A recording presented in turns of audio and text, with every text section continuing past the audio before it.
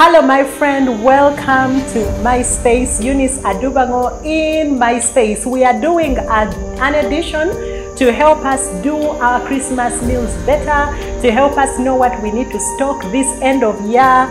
You are going to see some gadgets at the end of my teaching, which will not be very long, it will be very short, but you're going to see some gadgets that you will most likely have to think about stocking this Christmas season. The Bible tells us in the book of Proverbs chapter 24 verse 3 to 4 that through wisdom a house is built and by understanding it is established. By knowledge the rooms are filled with precious and pleasant riches. You need to fill your house by wisdom. What are you picking off the supermarket shelf? Are you, for example, going to buy your eggs and you are getting them in a tray, or you have something beautiful like this where you can put your eggs so that you know it is looking beautiful on your kitchen shelf, but also you are decorating, but also at the same time you are keeping your eggs well. And by the way, you keep them well aerated if you keep your eggs like that. Speaking of which, eggs. I eat some cake, karibu cake. Well, the Bible has told us that we build our homes by wisdom and we fill them with beautiful things through understanding. You need to understand certain things if you're going to make your Christmas meals and if you're going to make it easy. The first thing you need is something I call a meal plan, okay? So this is my meal plan that I have already made for my family. I usually make a meal plan to last 3 months. So this one is for December, January, and February. And then after that, I change them. And I'll just take you through what I do to make the meal plan so that you can make your own meal plan so that it is easy for you to do your meals. Because for most of us during this season, our house helps go to have Christmas. And therefore, it becomes a bit of a hard job for us to be able to juggle everything. Because remember, we are still working, the employers are still expecting us to deliver, and so we need to do our homes, we need to work out our homes by wisdom. So what I usually do when I'm making this menu, the first thing I do is to look at what everyone's favorite is at home. So for example, in my house, I know what my husband's favorite food is, what his favorite sauce is. I know what Israel's favorite food is, what his favorite sauce is. I know what his brother who follows him, his favorite food and his favorite sauce. And then I know what the last born's favorite food and favorite sauce are. I put those ones down. Why? Because people are not going to enjoy the meals unless their favorite food is on the menu. So I make sure the first meals I fix is everybody's favorite meal. Now, when I finish to do that, I now go to the must-haves. For example, if you're in a home where your children are below 12, it is a must that they eat fish at least, if they are above 8 to 12, at least once a week. But if they are below 8, at least twice a week. So I fix things like fish, I fix things like eggs, I fix things like vegetables, I fix things like fruits. Those are the second things that I fix. So I write down, the first thing I do is I write down all the fruits I know, and then I write down all the fruits that I can easily get, okay? And then I say, okay, I have 7 days a week. These are the 7 fruits that I am going to put. What are the vegetables I know? I know nakati, I know dodo, I know cabbage, I know buga, I know. And then I say, okay, I'll add in some vegetable salads. I can do a cabbage salad, I can do kachumbari, I can do a lettuce salad, I can, you know, so I write down the things that I know that I can do. And I say, okay, among the health section, these are the must-haves. What type of juices do I know? I can do passion juice, I can do a cocktail juice, I can do a passion with maybe tangerine and tamarind, I can do a passion maybe with sour soap and whatever. So I write down the different juices I can do and then I put them down. Now when I am done with that, I now think about things like what are the functional foods. For me, functional foods, like you're going to see later in this video, are things that I can easily steam. So nobody really likes them in my home, and then they are not a must eat. Like nobody is going to die, nobody is going to be declared malnourished if they didn't eat sweet potatoes. But sweet potatoes are types of foods and they are functional and they are additional foods. Because usually I think about what are the main food items and what are those add-ons. So sweet potatoes, pumpkin, yams, chivuvu, gondia, for me those are add-ons, and chapati, they are food I can add on to another meal. And then I say, okay, so what are the best combinations? then I try to do the combinations. I'm like, if I do matoke, maybe I put sweet potatoes. If I do rice, maybe let me put gonja or plantain. If I do chapati, let me just do it with beans and then lots of salads and things like that. Now, when I am done, I look at my work week, okay? And I'm thinking, for example, for me as Eunice, the busiest day of the week for me is Saturday. So because Saturday is busiest, I try the first items I fix are on Saturday.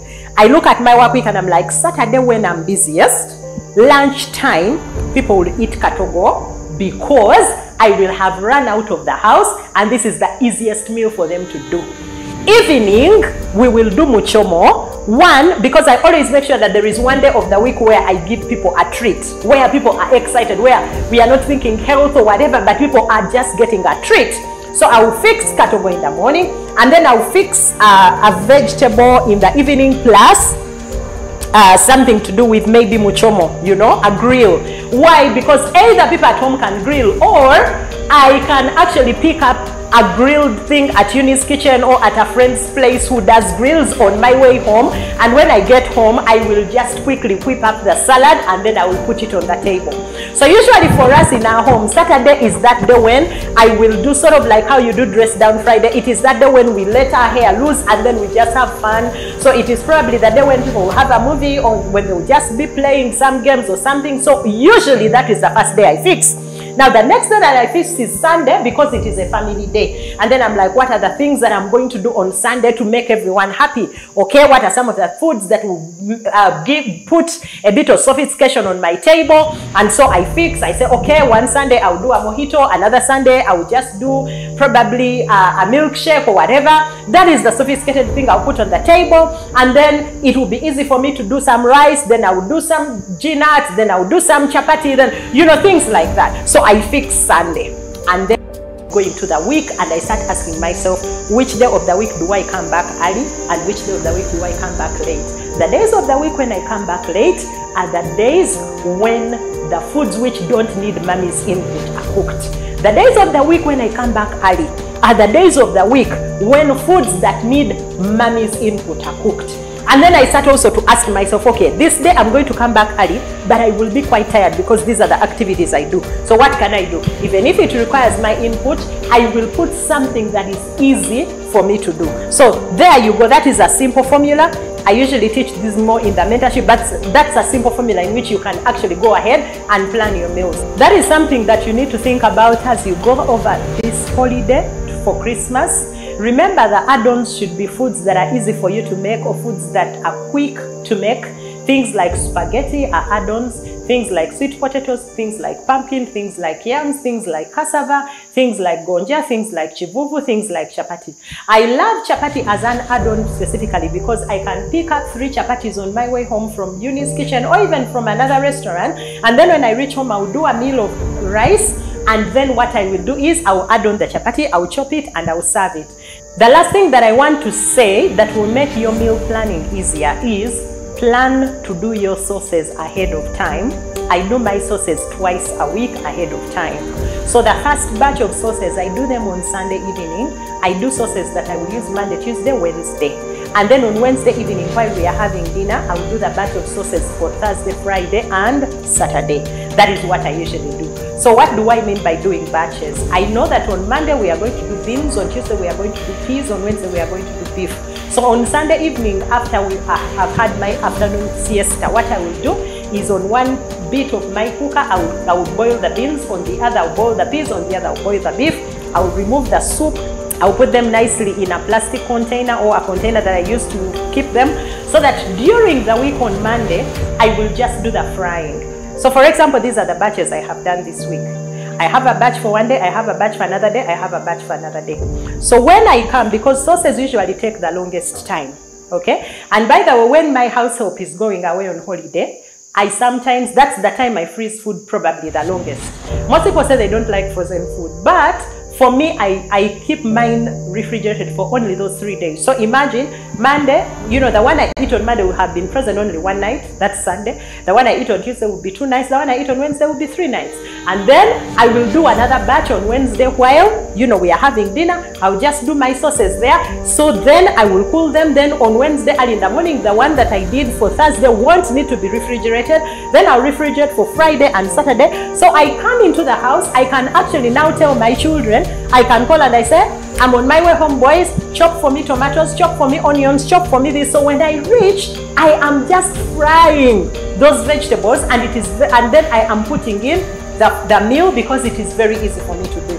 That right there is a tip for you to use during this festive season. I hope you have a Merry Christmas, and I hope that I see you in the next year. Please enjoy the next segment of the video, where you are going to be able to look at some gadgets that are important for you to have in your kitchen this season. Until next time, I won't be back, but let me say, Eunice Adubango in my space, have a Merry Christmas, and may 2024 treat you well.